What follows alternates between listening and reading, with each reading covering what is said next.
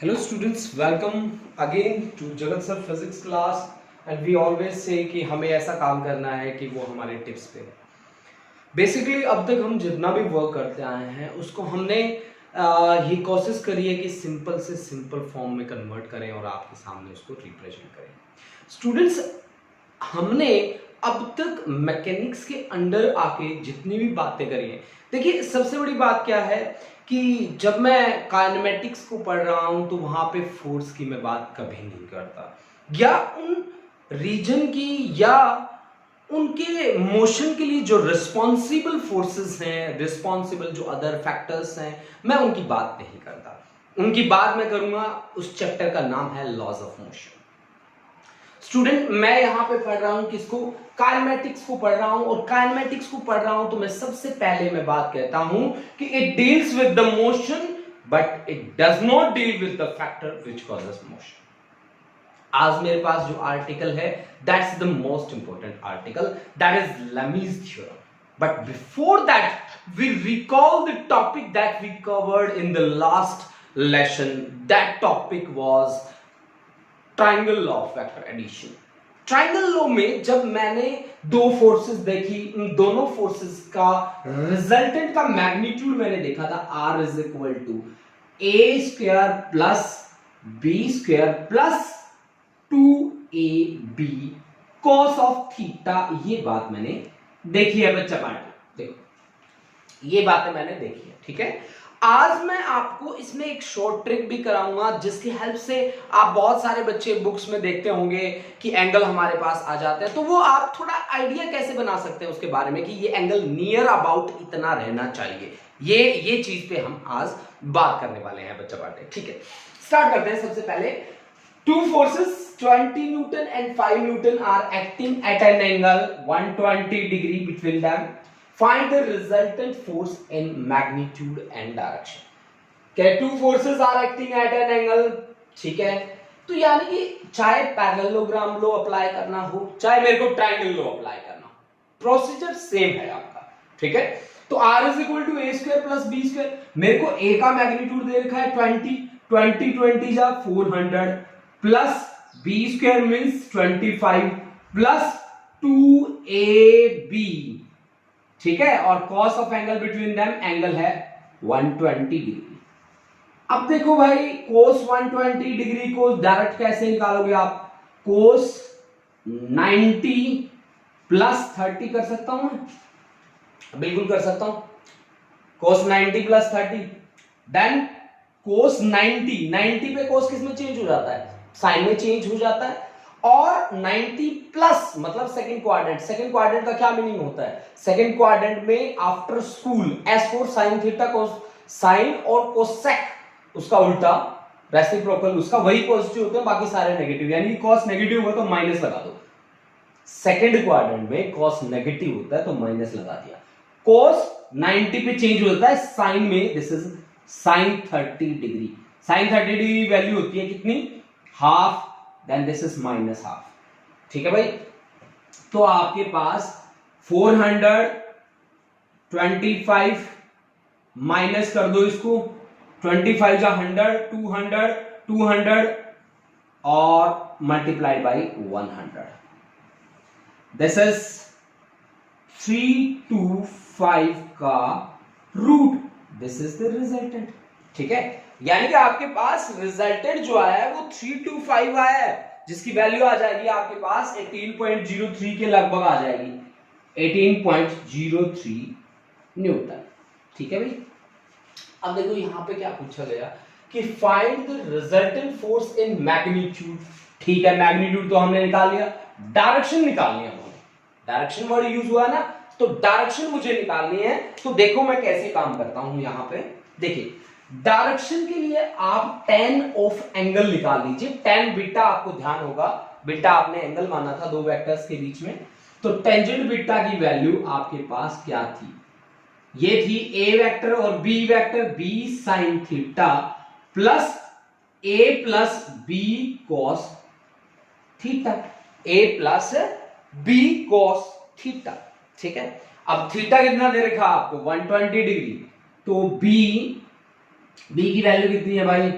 5 sign 120 degree divide by ए कितना है 20 plus 5 कोस 120 degree, यानी कि साइन 120 की यहां से निकाल लेता हूं मैं value, sine 120 sine 90 plus 30, sine change हो गया, कोस में सेकंड क्वाड्रेंट में साइन पॉजिटिव होता है तो कोस 30 डिग्री, कॉस 30 डिग्री की वैल्यू होती है √3/2, ठीक है ना, √3/2।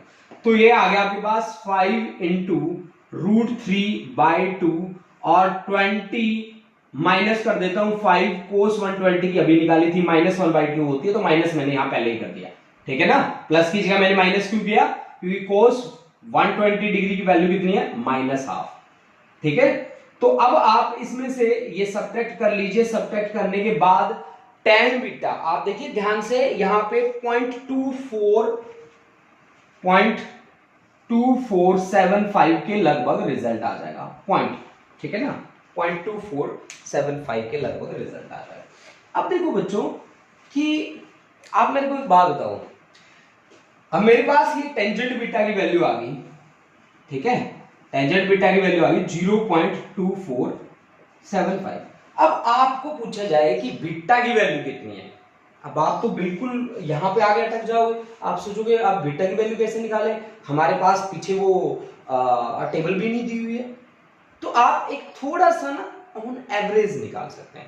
एवरेज आप कैसे निकाल सकते हैं, मेरी बात सुनो, 10 की 0 डिग्री की वैल्यू कितनी होती है 0, 30 डिग्री की वैल्यू कितनी होती है साइन 30 अपॉन कोस 30, साइन 30 की वैल्यू होती है 1/2, कोस 30 की वैल्यू होती है 2 अपॉन √3, यानी कि 1 अपॉन 1.732, ये आ गई ना, sine theta upon cos theta, ठीक है, √3/2, यानी कि 1 अपॉन 1.732, यानी कि अगर मैं 1 को इससे डिवाइड करूं तो मेरी वैल्यू कितनी बनेगी, मैं एक बार चेक कर लेता हूं। अब देखो इसको थोड़ा मैं सॉल्व करने की कोशिश करता हूं, कैसे कि इसको हम ऐसे कर सकते हैं कि 1 अपॉन 1.7 ना, तो 10 अपॉन 17, यानी कि 100 लगाऊं तो पॉइंट लग जाएगा मेरा, तो 0.5, मतलब 0.5 से थोड़ा सा अप हो सकता है, 0.5 के लगभग, और ये वैल्यू कितनी आ रही है मेरी 0.224, मतलब लगभग ये कितना रहेगा 15 डिग्री के आसपास इसकी वैल्यू आनी चाहिए, लगभग 15 डिग्री।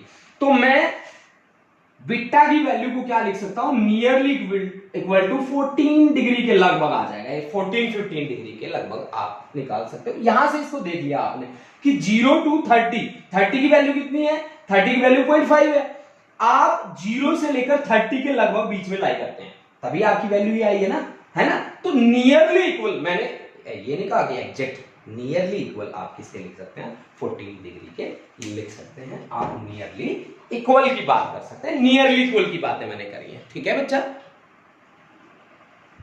अब देखो, अब हमने लास्ट जो न्यूमेरिकल था वो न्यूमेरिकल हमने कंप्लीट कर लिया, आपको हमने ये बात बताई है कि कैसे आप न्यूमेरिकल के साथ डील कर सकते हो, ठीक है।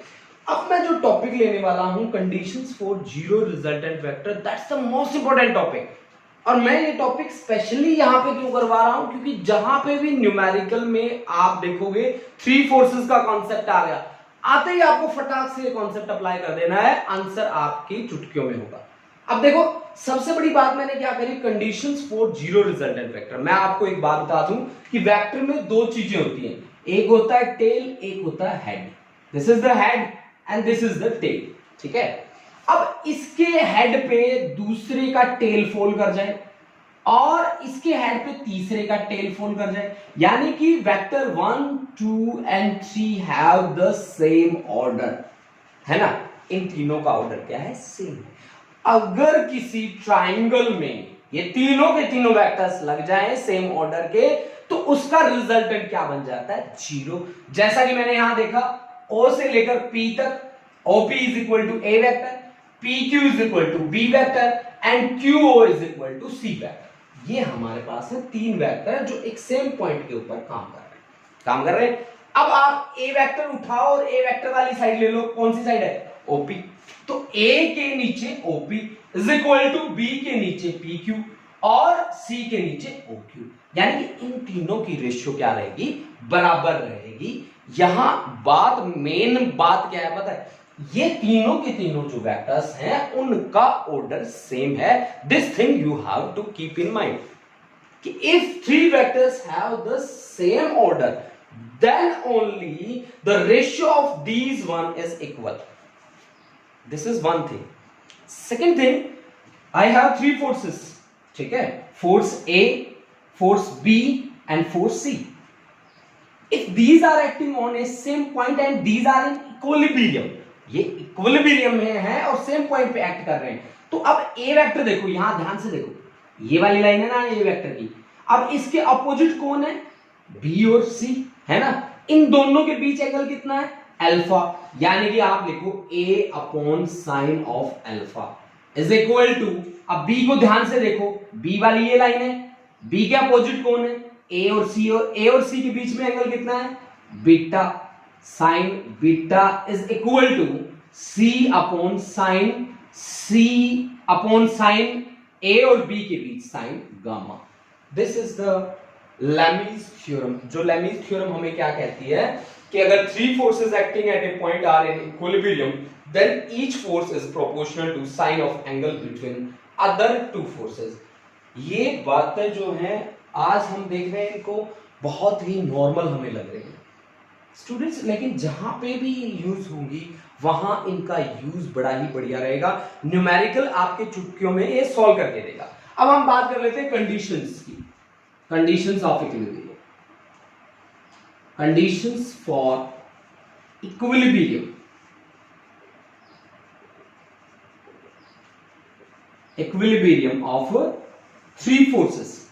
नंबर 1, भाई इक्विलिब्रियम में कब होगा, जब there should be no linear displacement, यानी कि there should be zero linear force, यानी कि लीनियर फोर्स जीरो कब होगी, जब आप यूनिफॉर्मली चल रहे होंगे तब भी लीनियर फोर्स क्या रहेगी, जीरो रहेगी। There is no linear motion, there is no rotational motion and there is minimum potential energy, ठीक है। यानी कि यहां पे there should be no linear force की जगह लीनियर मोशन लिखो, linear motion. There should be no लिखो, no, there should be no rotational motion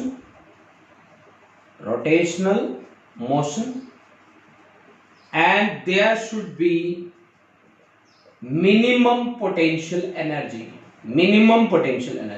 और मिनिमम पोटेंशियल एनर्जी होनी चाहिए। ये कंडीशंस हैं किसकी, जीरो रिजल्टेंट वेक्टर की। अगर जीरो रिजल्टेंट वेक्टर हमें निकालना है तो ये कंडीशंस हमें क्या करनी पड़ेंगी, फॉलो करनी पड़ेगी।